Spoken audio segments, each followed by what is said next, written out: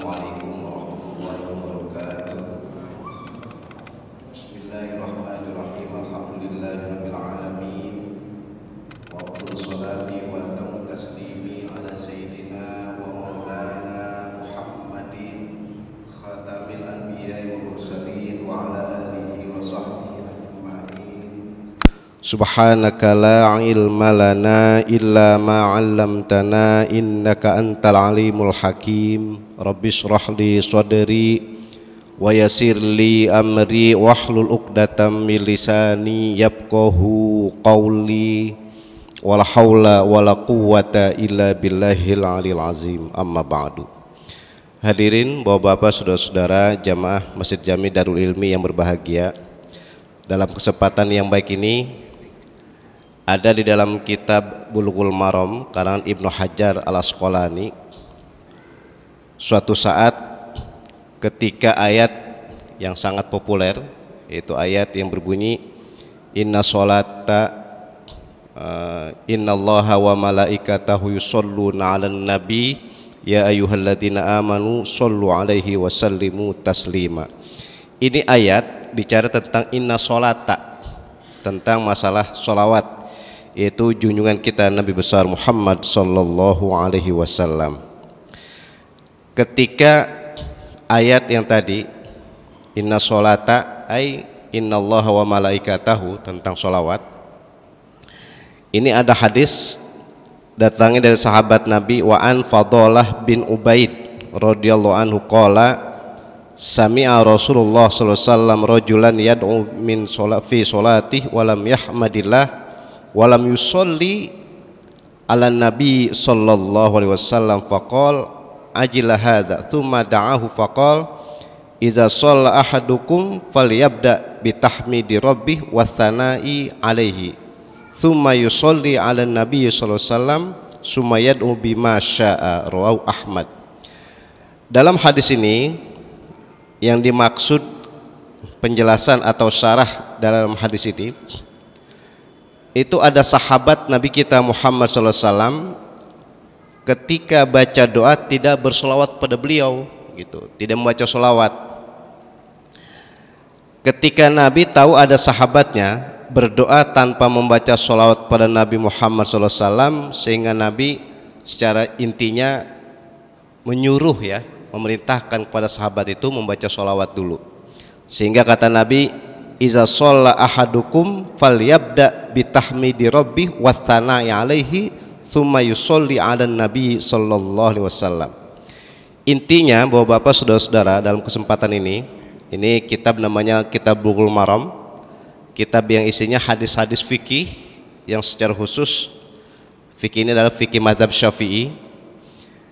Jadi Nabi memerintahkan, bahasanya memerintahkan itu nanti ada maksud wajib, ada maksud sunnah. Itu diantaranya adalah kalau berdoa ayyad'u, ketika berdoa itu jangan lupa ada dua perkara, kata Nabi. Yang pertama tahmidi rabbih wa tsana'i alaihi, memuji Allah dulu, gitu. Yang kedua tsumma yusolli ala nabi sallallahu alaihi wasallam, bersolawat pada Nabi kita Muhammad sallallahu alaihi wasallam. Yang pertama, bapak-bapak saudara-saudara, ketika kita berdoa itu tahmidi rabbih, memuji Allah. Apa maksudnya memuji Allah? Yang dimaksud memuji Allah adalah kalau kita meminta berdoa kepada Allah, sebelum yang kita minta diberikan lagi oleh Allah, kita bersyukur dulu apa yang ada kepada kita.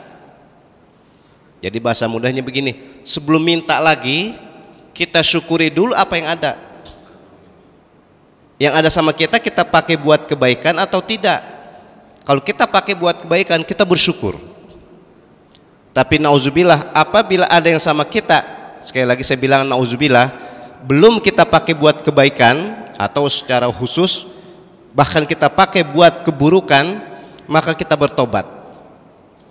Maka kata ulama, salah satu syarat untuk doa orang itu diterima adalah bertobat. Ya kayak sekarang ini, bapak-bapak saudara-saudara, kita sholat ini Ketika kita sholat, sebelum kita minta lagi, sebelum kita berdoa lagi kepada Allah, kita syukuri apa yang ada sama kita. Apa contohnya? Fisik.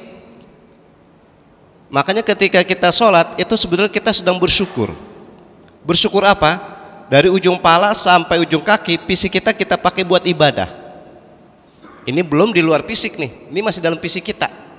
Belum masalah harta kita, belum masalah yang lain. Ini masalah fisik aja. Sebetulnya ketika kita sholat itu kita sedang bersyukur.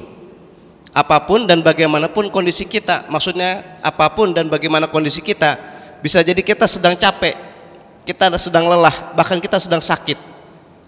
Tapi ketika dalam keadaan seperti itu, dalam kondisi seperti itu, kita masih mau sholat, kita berarti bersyukur pada Allah. Salah satunya adalah dengan cara mensyukuri fisik yang Allah berikan kepada kita dalam kondisi dan bagaimanapun keadaannya. Makanya tadi, kenapa ketika kita berdoa sangat-sangat dianjurkan kita bertahmid dulu kepada Allah, memuji Allah. Bahasa mudahnya begini, ya Allah, aku bersyukur apapun yang kau berikan sekarang ini aku pakai buat kebaikan. Apapun yang kau berikan sekarang ini aku pakai buat ibadah. Jadi kita bersyukur itu artinya harta kita, fisik kita, bahkan ilmu kita pakai buat kebaikan, itu namanya bersyukur. Nah, itu yang dimaksud oleh junjungan kita Nabi besar Muhammad sallallahu alaihi wasallam. Jadi yang pertama sebelum berdoa itu adalah memuji Allah dulu.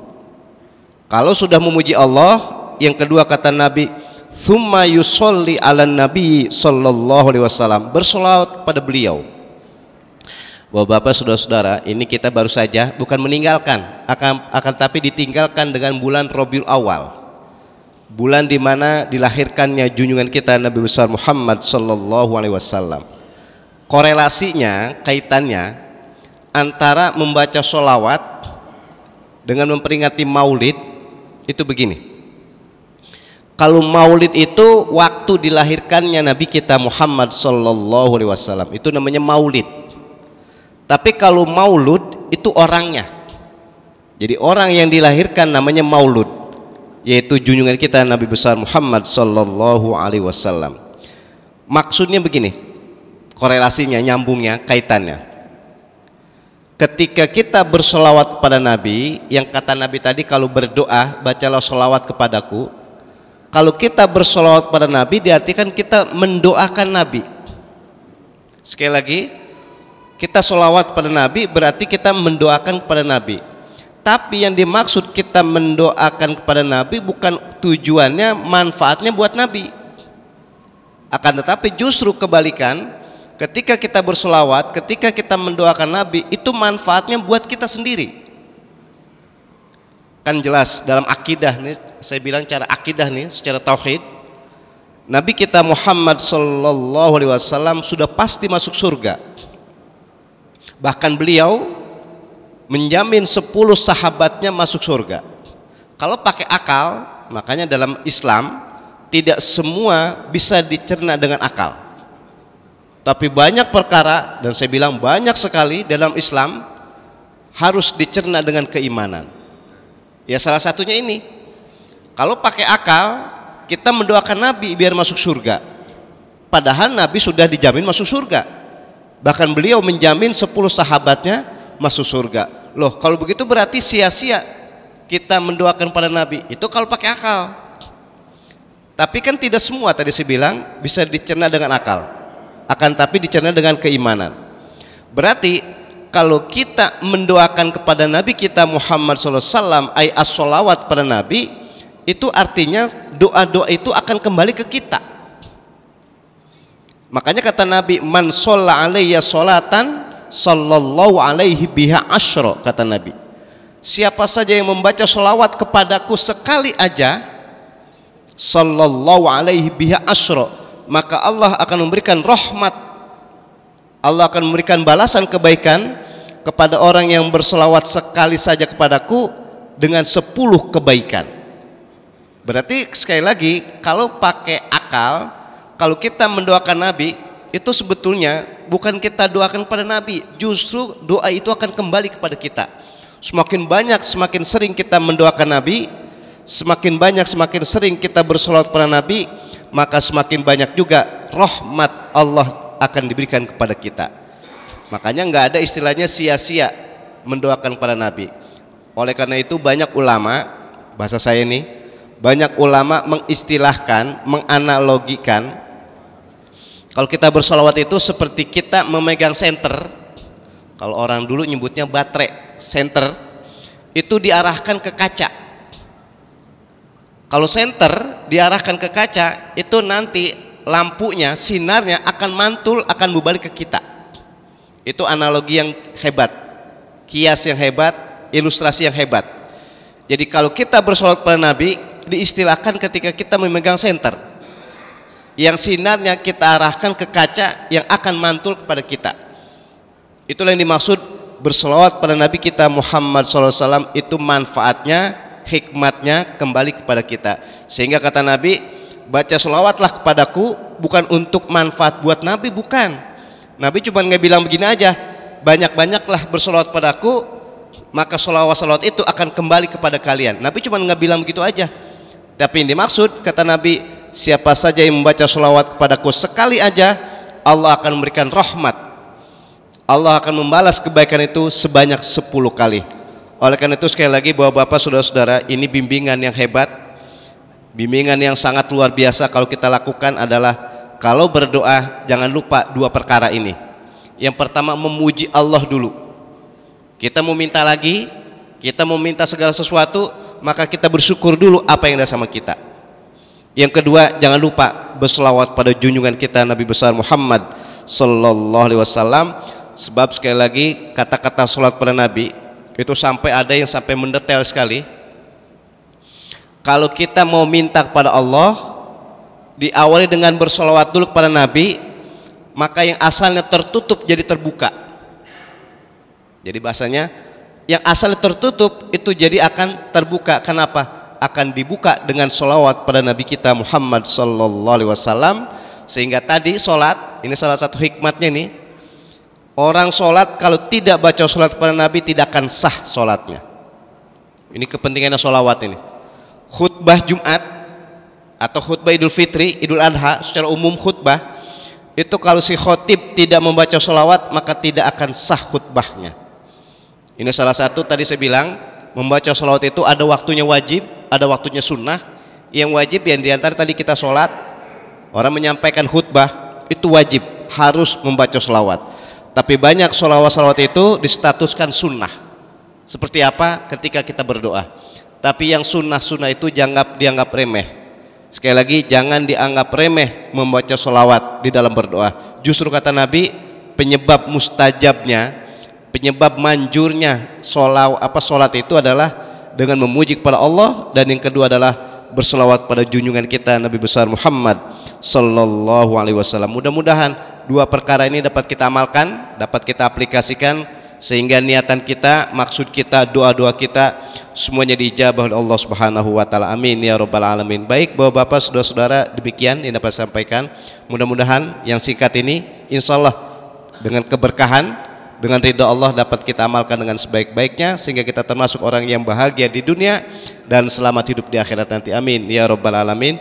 Demikian yang dapat saya sampaikan. Kita tutup seperti biasa dengan baca doa, dan kita awali dengan baca Ummul Quran Al-Fatihah. Bismillahirrahmanirrahim. Alhamdulillahirabbil alamin arrahmanir rahim maliki yaumiddin.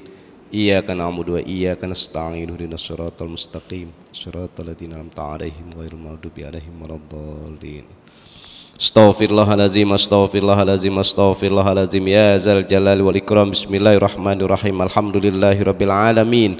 Allahumma shalli wa sallim ala sayidina Muhammad wa ala ali sayidina Muhammad.